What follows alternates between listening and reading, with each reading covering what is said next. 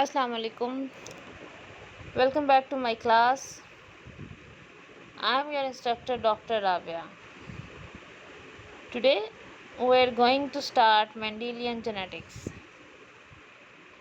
In this we are going to study about who was Mendel, what was the laws that was given by the Mendel and the different terminologies he used. So let's start with the introduction of Gregor Mendel.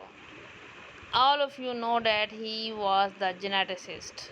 All of the classical genetics was based on the work of Mendel. He was born in 1822 and he was the son of a tenant farmer. From the childhood he was deeply interested in the science, particularly heredity. At the monastery he received the support of Abbot Nap, and from 1851 to 1855 he studied at the University of Vienna, but he did not receive any degree. What he understood on that time during his study period, he understand that heredity appeared random and unpredictable, mean कि हम लोग जो है inheritance को या heredity को predict नहीं कर सकते, और ये एक रैंडम प्रोसीजर है, रैंडमली ट्रांसफ़र होती है, यानी कि कोई भी करैक्टर जो है वो पेरेंट से ऑफस्प्रिंग में ट्रांसफ़र हो सकता है. Many traits seem to blend in the offspring, यानी कि बहुत सी जो कैरेक्टरिस्टिक्स हैं वो पेरेंट से बच्चों में ट्रांसफ़र होते हैं. Suggesting a liquid factor control the heredity. According to the Mendel that there was a factor behind these blend traits. Till then he don't know what was that factor.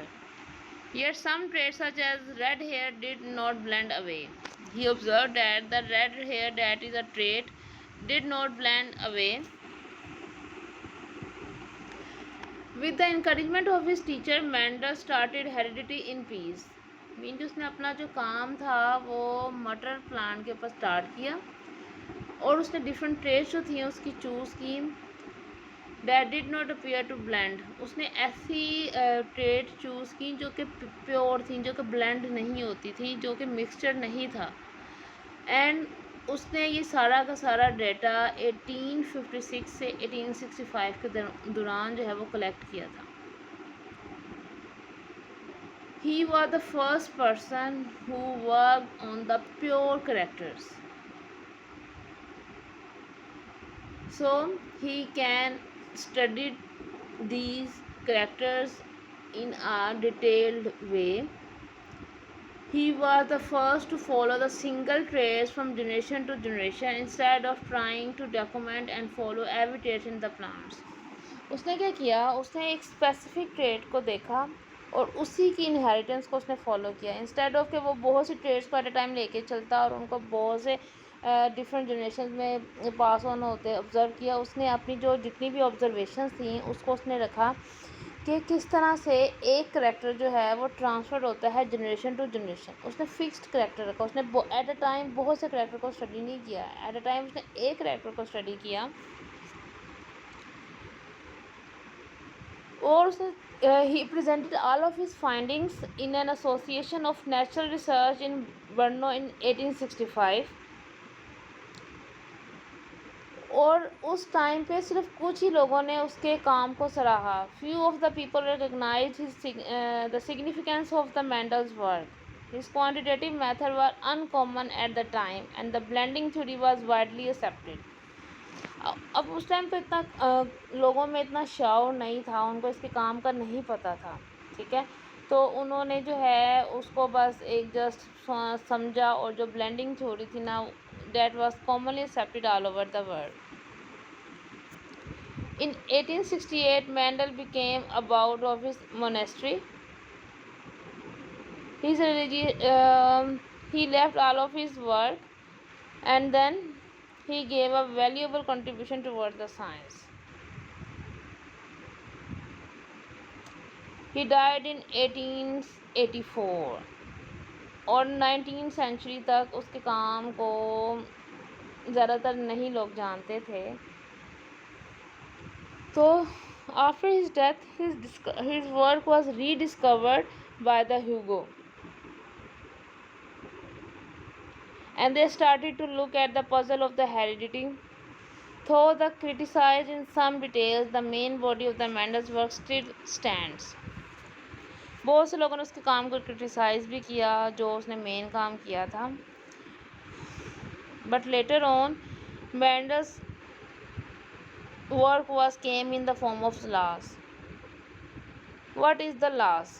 Science में हम law किसको कहते हैं? Law हम कहते हैं कि the scientific law is an evidence based description, यानी कि हम किसी भी एविडेंस की बेस पे किसी भी चीज़ को डिस्क्राइब करते हैं, नेचुरल फिनोमेना को, in given circumstances that make the law. Mendel ने 3 जो लॉज थे वो दिए थे इनहेरिटेंस के। वो कौन कौन से थे? The law of dominance, law of segregation and the law of independent assortment. Let's start with the law of dominance. What does the dominance mean? Dominance का मतलब क्या होता है? यानी कि जो डोमिनेटिंग करेक्टर्स होते हैं, जो डोमिनेंट, जिसको हम इजी वर्ड में डोमिनेंट कह सकते हैं। According to the Mendel, traits are controlled by 2 factors that can be dominant or recessive. Mendel did not use the word gene, he used the word factor. So he called that all the traits are controlled by the 2 factors. One may be the dominant, other may be the recessive.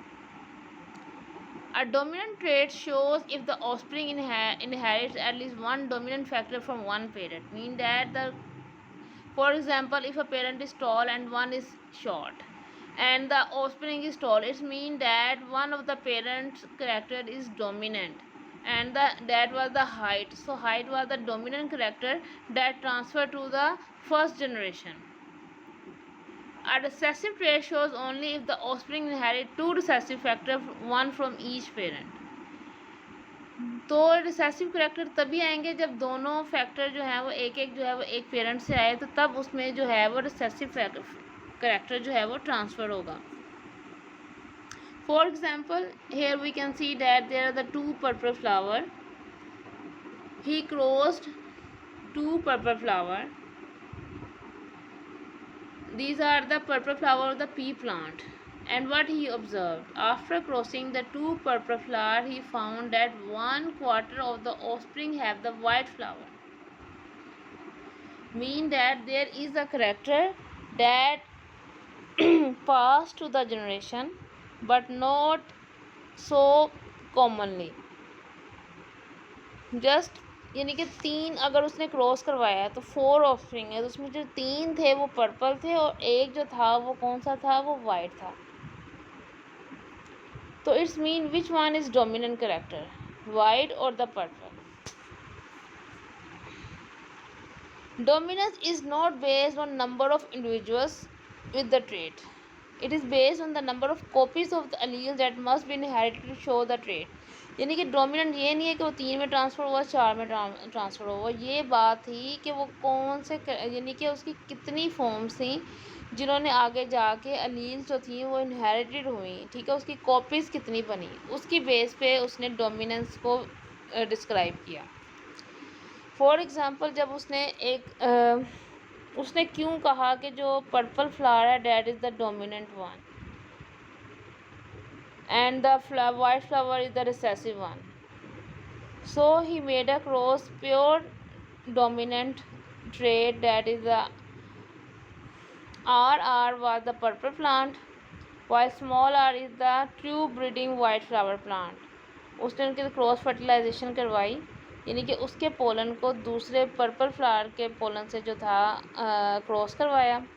Parental generation, P is the parental generation. और उसने जो देखा कि जो first generation है वो कौन सी आई, जो कि ऑफस्प्रिंग थे उसके अंदर जो थे वो पर्पल आया. उसने देखा कि उसके अंदर 2 तरह की जीन्स आई थी.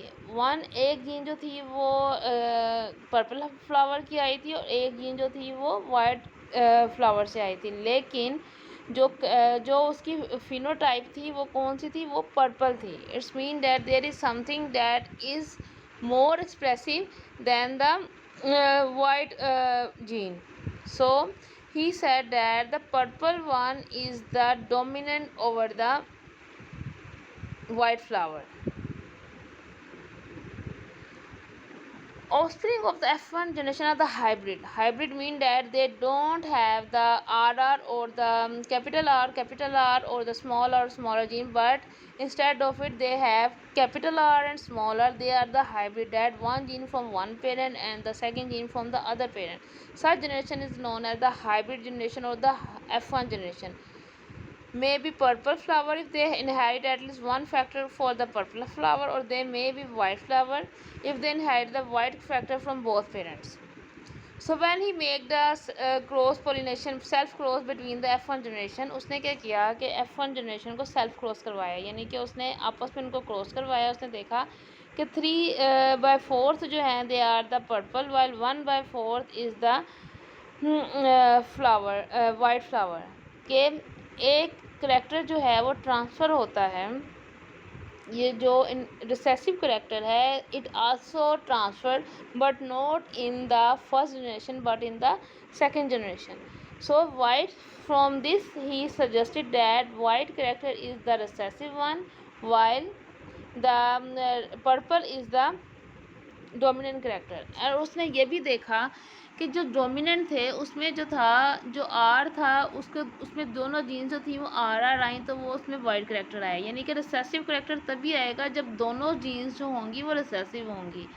और एक प्लांट उसने देखा ऐसा था जिसमें दोनों जो थे प्योर प्लांट, जो उसका पेरेंट के जो आर करेक्टर था कैपिटल आर, वो ट्रांसफ़र हुआ. जबकि जो दो थे वो हाइब्रिड थे. ठीक है, उनमें टेंडेंसी थी कि वो आगे जाके एक जो है वो, यानी कि अपने आगे जो नेक्स्ट जनरेशन है उसके अंदर वो जो रिसेसिव करेक्टर है उसको भी ट्रांसफ़र करेंगे. The purple flower trait is dominant because each and individual who inherit at least one copy of the purple flower R shows the purple phenotype. अगर तो दोनों में आर जीनोटाइप है और कैपिटल आर है, कैपिटल आर स्मॉल आर है, तो the phenotype is purple. और अगर जीनोटाइप जो है वह स्मॉल आर है तो उसकी फिनोटाइप क्या होगी, वाइट होगी.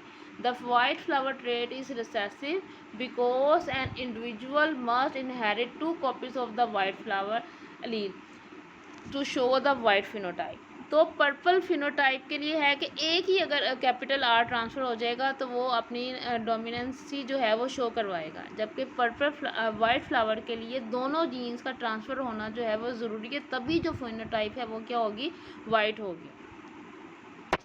तो रिसेसिव के लिए हमेशा दोनों जीन्स जो है वो होना ज़रूरी है. जबकि डोमिनेंट के लिए कोई एक जीन भी ट्रांसफ़र हो जाएगी तो वो जो है अपना करैक्टर जो है वो फर्स्ट जनरेशन में शो करेगी.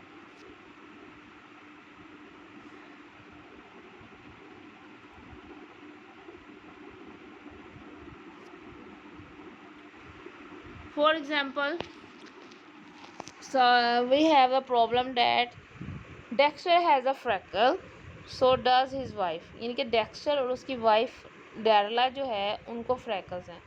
Their son Derek has no freckles.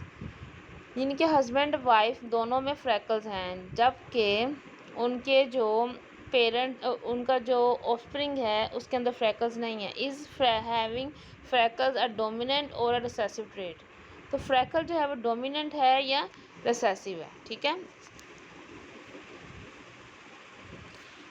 तो डेक्स्टर क्या है, हस्बैंड है, डार्ला इज़ द वाइफ, और जो उनका सन है नो फ्रैकल. इट्स मीन के दोनों के अंदर जो है जो फ्रैकल्स हैं वो एक हाइब्रिड है. ठीक है, तो हाइब्रिड की वजह से जो उनका जो है, जो एक जीन, दोनों जीन्स एक ही पेरेंट, उसने दोनों पेरेंट से डिफरेंट जीन्स जो हैं वो पिकअप किए हैं. ठीक है, और वो जो है उसकी वजह से उसमें फ्रैकल्स नहीं आए. इट्स मीन कि जो फ्रैकल्स हैं they are not the dominant character, it is the recessive character.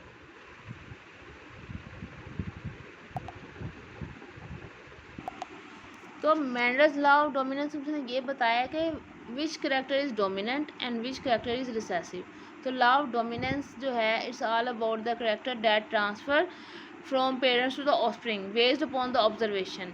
तो डोमिनेंस करेक्टर के लिए ज़रूरी है कि कोई एक जीन जो है वो ट्रांसफ़र हो जाए, जबकि रिसेसिव करेक्टर नेक्स्ट जनरेशन में ट्रांसफ़र होने के लिए ज़रूरी है कि दोनों जीन्स जो हैं वो शो ऑफ हों, तो फिर वो फिनोटाइप जो है वो कौन सी होगी, रिसेसिव होगी। तो that was all about a brief history about the Mendel and his first law, that was the law of dominance. In the next lecture we will see about the law of segregation, and then we will talk about the law of independent assortment. So all of these are under the Mendelian genetics. See you later. Till then, Allah Hafiz.